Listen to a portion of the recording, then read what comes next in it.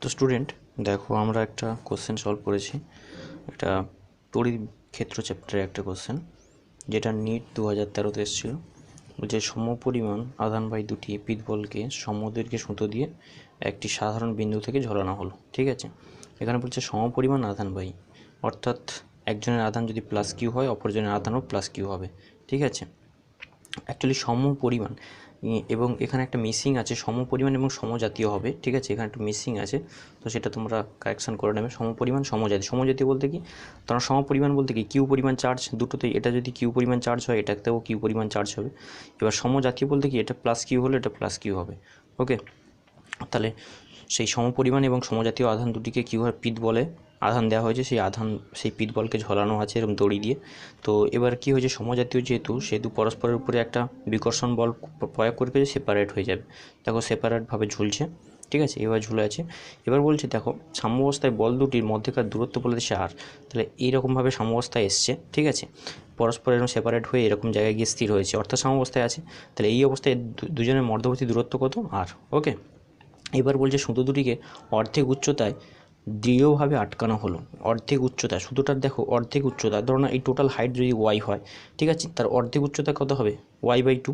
দেখো এখানে করেছি, দেখো অর্ধেক টোটাল হাইট ছিল অ্যাকচুয়ালি ওয়াই, তার অর্ধেক উচ্চতা ধরেছি y/2, সেই জায়গায় দেখো বেঁধে দেওয়া হয়েছে। বেঁধে দিয়ে এবার কি এই অবস্থায় কী হয়েছে, ঝুলিয়ে রাখা হয়েছে। তাহলে আবার সেই সেপারেট হয়ে যাবে। আগে যে পরিমাণ সেপারেশন ছিল এখন তাদের মধ্যবর্তী সেপারেশন একটু কমে যাবে। তো আগে যদি আর হয়, এখন এলটা অবশ্যই আরের থেকে ছোটো। ওকে, এলটা অবশ্যই কি আরের থেকে ছোটো। এখন সেপারেশনটা অনেকটা কম হবে, কারণ কী হয়েছে এই জায়গাটা বেঁধে দেওয়া হয়েছে। বোঝা গেল? তো এবার কী হয়েছে দেখো, এবার সুতো আটকানো হলো। এবার বলেছে এখন যে এই যে মধ্যেকার দূরত্বটা হয়েছে, যে বেঁধে দেওয়ার পরে যে মধ্যকার দূরত্ব, অর্থাৎ যে সেপারেট হয়ে যত দূরত্ব সেপারেট হয়ে দুজন দাঁড়িয়ে আছে, ঠিক আছে, সেই দূরত্বটা আমাকে নির্ণয় করতে বলেছে। বোঝা গেল? আর সেপারেট হয়েছে কেন বলেছি, সমজাতীয় আধান তো পরস্পরকে বিকর্ষণ করে সরে যাবে, এই জন্য সেপারেশন। ঠিক আছে, তাহলে দুটো কন্ডিশন আছে, এটা প্রথম, এটা দ্বিতীয়। তা আমি করেছি দেখো ফার্স্ট কেস নিয়েছি কি দেখো, তাহলে যেহেতু আমি দুটো আধানের মধ্যে একটা আধানকে নিয়ে নিয়েছি। ঠিক আছে, তো এই আধান অর্থাৎ এই পিত বল, ঠিক আছে, পিত বলেই তো আধান দেওয়া আছে। তো এই পিত বলের উপরে কে কে কাজ করছে দেখো, এই পিত বলে আমি আধান ধরে নিয়েছি +1। ঠিক আছে, আধানের মান আমি ধরে নিয়েছি কত, +1। আমাকে তো আধানের মান বলেনি, বলেছে সমপরিমাণ আধান। তো এটা +1 হলে এটা অবশ্যই +1 পরিমাণ আধান আছে। তাহলে এই পরস্পরকে বিকর্ষণ করবে, একে বিকর্ষণ করবে কোন দিকে থেকে, এদিকে। এর উপরে টোটাল কী বল কাজ করছে আমি দেখছি এইটার উপরে। তাহলে এর উপরে কে বল প্রয়োগ করলো, বল প্রয়োগ করলো কোন দিকে থেকে, এই দিকের দিকে। তাহলে এফ বল পরিমাণ, এটা কি কুলম্বের সূত্র অনুসারে এই বলের মান বের করা যায়। ঠিক আছে, স্থির তাড়িতিক বল যে আমরা পড়েছি, সেই বলে কীভাবে মান নির্ণয় করতে হয়, তাহলে আধান দুটির গুণফল বাই 4πε এবং আধান দুটির মধ্যবর্তী দূরত্বের স্কোয়ার। ঠিক আছে, এটা করেছি। দেখো আধান দুটির মান কী ছিল, এটার +1, এটা +1, তাহলে 1 করেছি বাই 4πε আর স্কোয়ার লিখেছি। আর হলো এদের দুজনের মধ্যবর্তী দূরত্ব।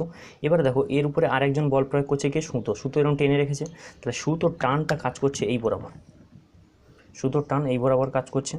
ওকে, তাহলে এই দিকে সুতোর টান কাজ করছে।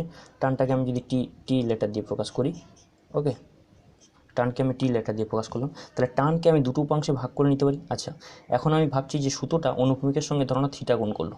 এটা যদি থিটা হয়, এই কোণটা যদি থিটা হয়, অবশ্যই এই কোণটা অবশ্যই থিটা হবে।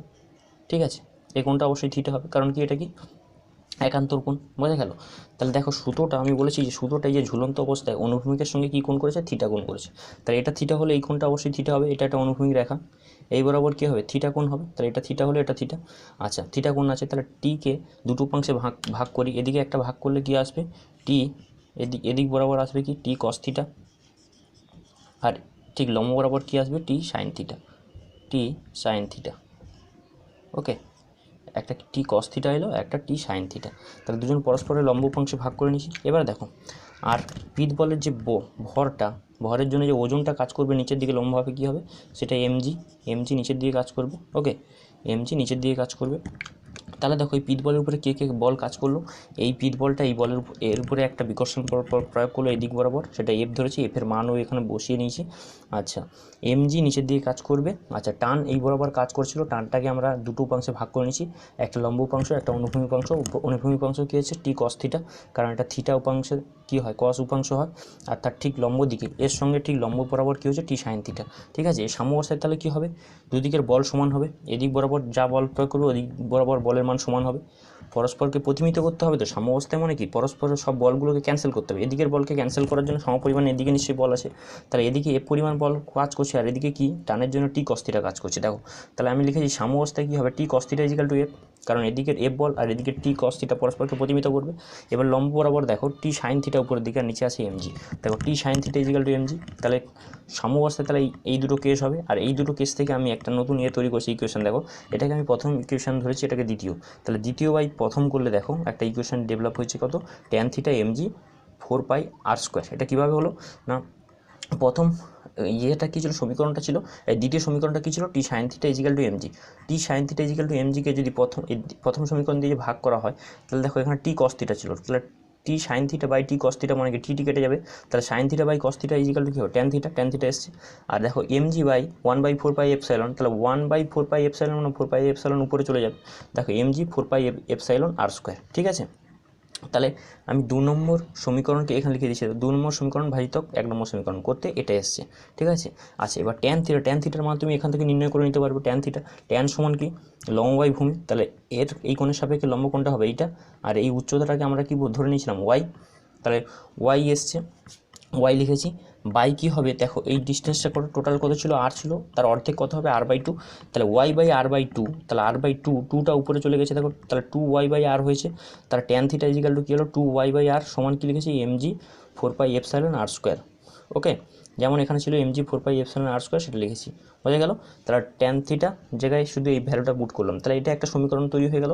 এই সমীকরণটার নাম দিয়ে দিই ধরো না 3 নম্বর সমীকরণ, এটা ধরো না 3 নম্বর সমীকরণ। ওকে, এবার দেখো নেক্সট আবার সেকেন্ড কেসে এবার চলে আসো, এটা প্রথম কেসে সব কিছু ক্লিয়ার, এবার সেকেন্ড কেস এইটা। তাহলে সেকেন্ড কেসে দেখো কী হয়েছে, তাহলে আমরা অর্ধেক দূরত্বের অর্ধেক উচ্চতায় কী হচ্ছে, সুতো বেঁধে দিয়েছি। এরকম টোটাল হাইট কত ছিল, টোটাল হাইট ছিল ওয়াই, তার অর্ধেক হাইট কত হবে, y/2, সেখানে আমি সুতোটাকে এখানে বেঁধে দিয়েছি, বেঁধে দিয়ে তাহলে কী হয়, দুটো বল এখন এরকমভাবে সেপারেট হয়ে ঝুলছে, ঠিক আছে। তাহলে এখানে যেমন বল কাজ করছিল, এখানেও সেরকম বল কাজ করবে। এই পিত বলটার উপরে দেখো এই বলটা, এই পিত বল কোন দিকের দিকে বল প্রয়োগ করবে, এদিকের দিকে, টান এই বরাবর কাজ করবে, টানকে আবার দুটো অংশে ভাগ করে নেবে, এই বরাবর একটা আর এই দিক বরাবর একটা।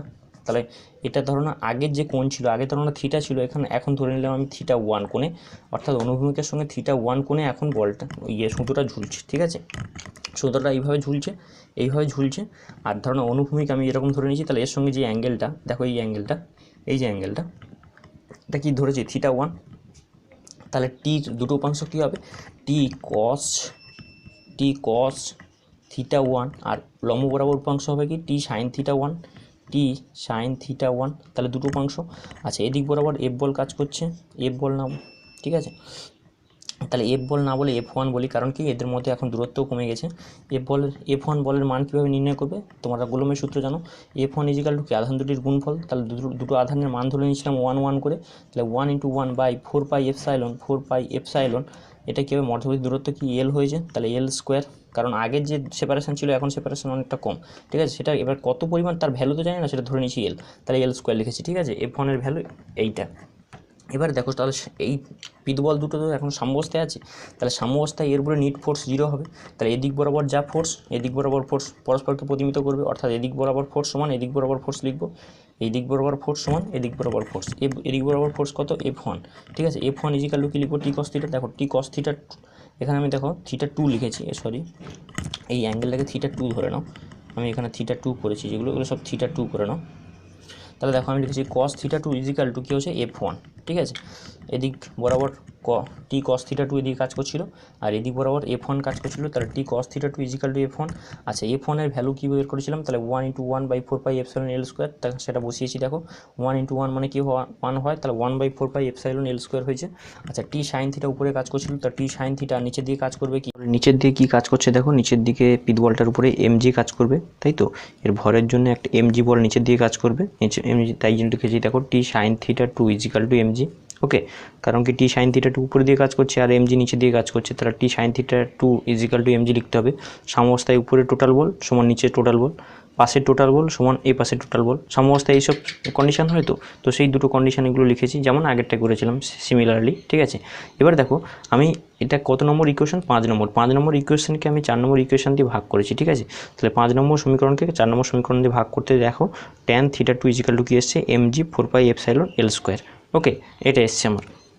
এবারে তাহলে এই সমীকরণটা দেখো, এখানে ট্যান থিটা টু যেমন এখানে আগে এসেছিলো, দেখো আমি যেমন 2 নম্বর সমীকরণকে 1 নম্বর সমীকরণ দিয়ে ভাগ করে দিতে এসেছিলো, tan theta is equal to এসেছিলো mg4πε r², ঠিক আছে। সেখানে আবার ট্যান থিটার মান বসিয়েছিলাম। সিমিলারলি এখানেও দেখো ট্যান থিটা টুর মান বসিয়েছি। দেখো এখানে ট্যান থিটা টুর কোথা থেকে পাবো, এখান থেকে পাবো, এই ইয়েটা দেখো, এখানে একটা ত্রিভুজ পাবে তুমি, সমকোণী ত্রিভুজ। দেখো এইটার মান কত, থিটা টু, এই কোণটার মান কত, থিটা টু, ওকে।